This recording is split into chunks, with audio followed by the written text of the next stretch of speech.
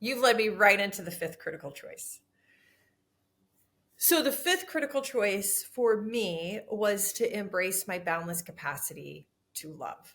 And again, I'm going to set some context. For Trish on her journey, I couldn't make the choice to give love the verb or to receive it until I had made those other choices. Mm-hmm. For me, it was linear. Mm-hmm. For other people, it's not linear. Mm-hmm. For me, it was very linear, and that prepared me and evolved me as a human being, and just as Trish, who I am, looking at myself in the mirror, until finally I realized what was truly missing was embracing the knowledge that there's no cap to my ability to love. Mm. So, in fact, I don't need to guard it Mm.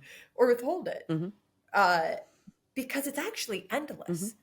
I get to choose if I give it, if I show up in this interaction and give it, and I get to choose if I receive it from you. Mm. But it's there. So that was my choice. And it continues to be a choice. It continues to be a choice. But this is what I want to get into. When I say give and receive love, the verb, lots of times people will say, well, what does that mean? And I'll always turn it back to them and say, well, what does it mean to you? Because I think it manifests for different people in different situations at different times. Mm. Will you share with us love, the verb, the choice, the action? How does that manifest in your world? Or just Mm. an example of how that manifests in your world? I think I struggled with love when I was younger. So my dad died when I was 10. And my dad was full of love and full of awesomeness and hope. But his death left a big vacuous hole. And my mum, to put it in a very British polite way, is quite tricky and quite complex. And that lack of love that I felt from her impacted me, as it would do, because I was a kid, all the way until probably my early 30s, right? And this is what I mean about doing the work and carry on doing the love. And I remember there was a moment where I made a decision to go and do a 10-day silent meditation retreat. And so I went and did Vipassana. Now, all of your lovely listeners, and you don't, have only just met me, but I quite like chatting. This is kind of what I do.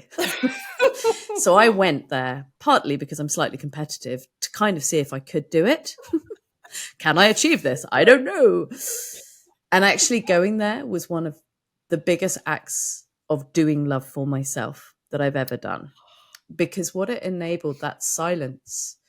And at this point, I'd had a few conversations with my friend about potentially having a kid. He really wanted to have a kid. And I had gone, no, because I wanted to stop the sort of the pattern of trauma that my childhood had been, and for my sister and things. And I was like, no, I'm not going to do that. And it was because I was scared of that act of love and what motherhood could mean, and that I could change it and be conscious and shift, right? And I went and did this 10-day silence. And some of it was very hard. Some of it was beautiful.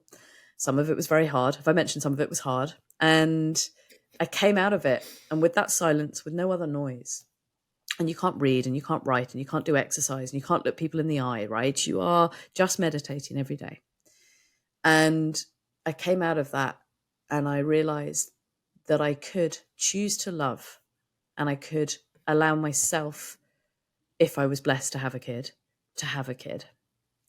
And that was my biggest shift of knowing that I can not be in charge of love, because I don't believe we can be in charge of it. But what I realized, that I could open my heart to allow it because it's all around. And I wasn't going to be limiting my capacity for love and to receive love based upon the trauma that I had as a kid. And that was the moment where I went, yeah, that's a big act of love. And now I have a nearly 12-year-old preteen who's taller than me. That's not hard. I'm 5'2.5", but he's a giant and I love him. And he gives and receives, and you give it and receive it. Mm-hmm. Thank you. So how about this? Thank you for choosing, because we can't make time, we can only make choices. Mm-hmm.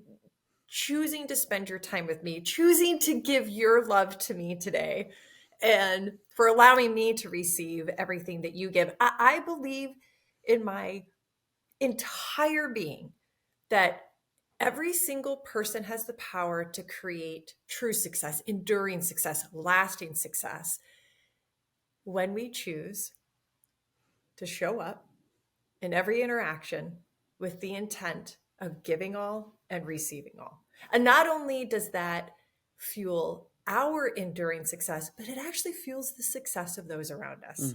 And that is what you do every day in the M world, in the orange world, in the laugh, think, and play global movement, as a mom, as a partner, as a friend, and as a mentor. You're awesome. I will give everybody the ways to get a hold of Em, so you will be able to find her. And for the clients and teams that I work with around the US, oh my gosh, I will help you check her out and laugh, think, play, and how that can help impact your organization and the culture that you're trying to drive. Do you want to say one more thing before we say goodbye? I just want to say thank you. And I feel very blessed when I get asked to come on cool podcasts like this, and you have a gift as an interviewer. So thank you for sharing your story and your truth, because, you know, you've got things out of me that I don't think I've ever said publicly before. And I've done quite a lot of podcasts. So I want to say thank you. And thank you for giving me this space, because it's been beautiful and brilliant. Feel better. Yeah. Okay. Thank you everyone for joining us for this interview. Choose and become. Thank you for joining me for this episode of the Choose and Become interview series. To check out more episodes, go to www.trishkendall.com/podcast, or go to any of your favorite podcast channels, including YouTube, under Trish Kendall Speaks, and you'll find this interview and more. Choose and become.